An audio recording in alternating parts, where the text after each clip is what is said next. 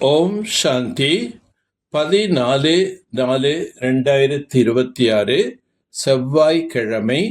பாணி தரும் வசந்தம். இனிமையான குழந்தைகளே, தேவதையாக ஆக வேண்டுமெனில் ஞானம் என்ற அமிர்தத்தை குடிக்க வேண்டும், மற்றபடி குடிக்க வைக்க வேண்டும். அமிர்தம் குடிப்பவர்கள்தான் சிரேஷ்டாச்சாரிகளாக ஆகின்றனர். யார் இந்த ஞானத்தின் பிரபாவத்தில் வருகிறார்களோ, அதாவது மிக நன்றாக இருக்கின்றது, மிக நன்றாக இருக்கின்றது என்று கூறுவார். ஆனால் படிப்பது கிடையாது, முயற்சி செய்வது கிடையாது. இப்படிப்பட்டவர்கள் பிரஜைகளாக ஆகிவிடுவார். பிரபாவத்தில் வருவது என்றால் பிரஜையாக ஆகுவதாகும். சூரிய வம்சி ராஜாராணி ஆக வேண்டுமெனில் முயற்சி தேவை. படிப்பின் மீது முழு கவனம் இருக்க வேண்டும். தானும் நினைவு செய்வது, மற்றவர்களையும் நினைவு செய்ய வைப்பவர்கள் எனில் உயர்ந்த பதவி அடைய முடியும். படைப்பவர் மற்றும் படைப்பின் இந்த கதை மிகவும் சுலபமானது, எளிதானது. தந்தை மற்றும் ஆஸ்திக்கான கதையாகும். கண்காட்சி போன்றவைகளில் வருபவர்களுக்கு கதையை சரியான முறையில் கேட்கின்றனர், ஆனால் தூய்மையாக ஆகுவது கிடையாது. இது கலியுகத்தின் இறுதி நேரம். மனிதர்கள் தங்களுக்குள் சண்டையிட்டு கொண்டே இருக்கின்றார்கள். நாளுக்கு நாள் கலவரங்கள் அதிகரித்து கொண்டேதான் இருக்கும். ராமராஜ்யம் மற்றும் ராவண ராஜ்யத்தை ஒப்பிட்டு பாருங்கள். பாரதவாசிகள் பிக்காரிகளாக ஆனதால்தான் பூகம்பம் ஏற்பட்டது. பிறகு ராவண ராஜ்யம் ஆரம்பமானது. தூய்மை நிலையிலிருந்து அசுத்தமாக ஆகிவிட்டார்கள். தங்கமான லங்கை அடியில் சென்று விட்டது என்றும் கூறுகின்றனர். சிறிதாவது தப்பித்திருக்கும் அல்லவா? அதன் மூலம் கோயில் போன்றவைகளை கட்டி இருப்பார்கள். நாம் விகாரமற்ற யோகியிலிருந்து பிக்காரி போகிகளாக ஆகிவிட்டோம். துவாபர யுகத்திலிருந்து நாம் வீழ்ச்சியடைய ஆரம்பித்தோம். கலியுகத்தில் நாம் மேலும் பிகாரிகளாக ஆகிவிட்டோம். இப்பொழுது விஷத்தை விட்டுவிட்டு அமிர்தம் கொடுத்து தூய்மையாக ஆகுங்கள் மற்றும் ராஜ்யம் அடையுங்கள் என்று தந்தை கூறுகின்றார். விஷத்தை விட்டுவிட்டால் நீங்கள் மனிதனிலிருந்து தேவதையாக ஆகிவிடுவீர்கள். ஆனால் விஷத்தை விடுவதே கிடையாது. விஷத்திற்காக எவ்வளோ அடிக்கின்றார்கள், தொந்தரவு செய்கிறார்கள். அமிர்தம் குடிக்காமல் நாம் தேவதைகளாக எப்படி ஆக முடியும்? சத்தியுகத்தில் ராவணன் கிடையவே கிடையாது. எதுவரை சிரேஷ்டமானவர்களாக ஆகவில்லையோ அதுவரை சொர்க்கத்துக்கு வர முடியாது என்று தந்தை கூறுகின்றார். ஸ்ரீமத் படி நடக்கவில்லை எனில் படிப்பதும் கிடையாது.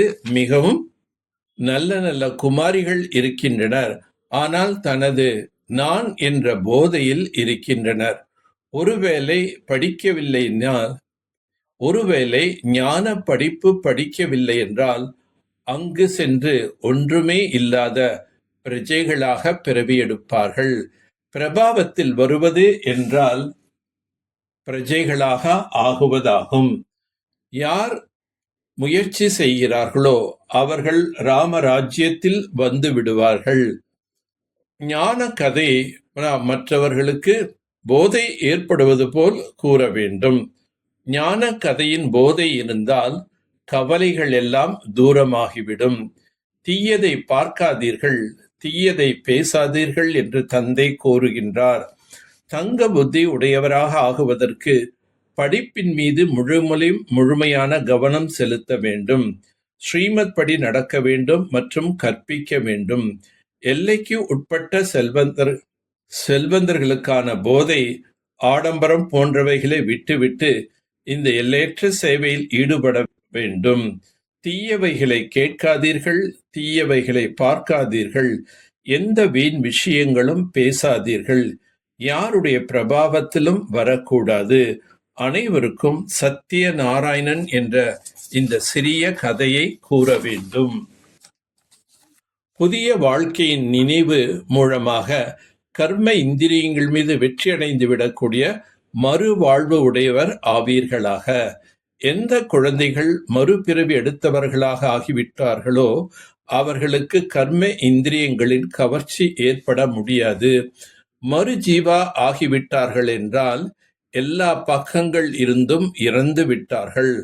பழைய ஆயுள் முடிந்து விட்டது. புதிய பிறவி ஏற்பட்டுள்ளது என்றால் புதிய பிறவி புதிய வாழ்க்கையில் எப்படி கர்ம இந்திரியங்களுக்கு வசப்பட முடியும்?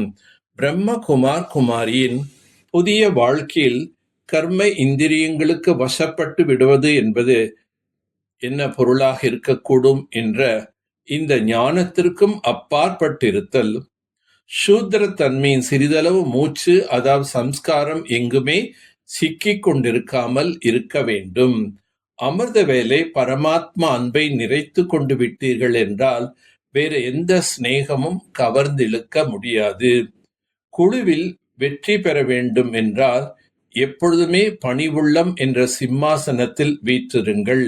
இதே பீடத்தில் அமர்ந்து பொறுப்பு என்ற கிரீடத்தை தரித்து வருங்கால பதவியை அமைத்துக் கொள்ளுங்கள்.